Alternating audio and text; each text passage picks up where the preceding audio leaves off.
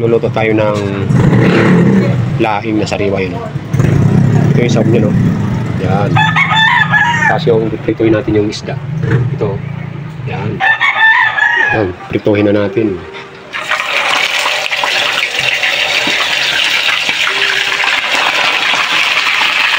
Doon ilagay na natin yung bawang, sibuyas, luya. Ayan, o. Yan. Tapos isunod natin yung baboy. Yan. Ito yung prinito kong tulingan. Yun, o. Kinunot ko na. Yan. Buksan natin ang kalanay doon. At lagyan natin ng asin. Yan. Mamaya na yung bitsin.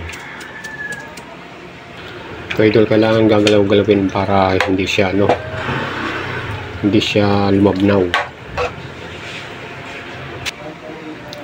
Ayun, idol, kumukulo na yung tiyan ko. Ay, yung gata pala. Kailangan natin ilagay yung laing.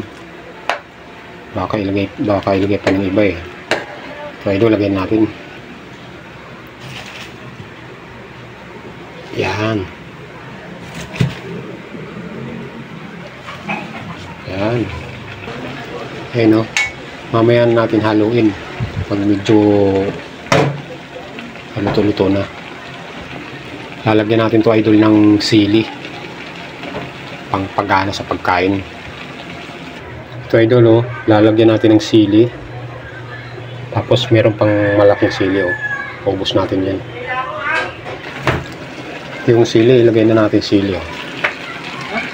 Yan. Sumasagot yung misis ko, hindi mo siya kausap ko. O, diba? Namula, o.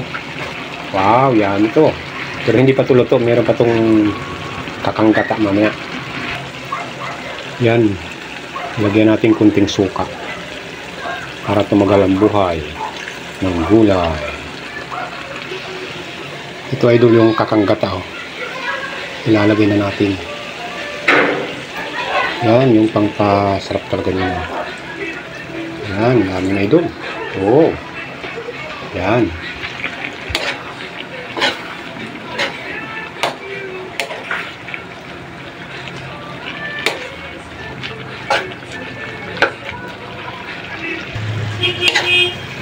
Yan, idol, oh. Nagmamantika na, oh. Wow, yan, oh. Nagmamantika na. Luto na to, idol. Yan. Sunod naman, kakain na kami.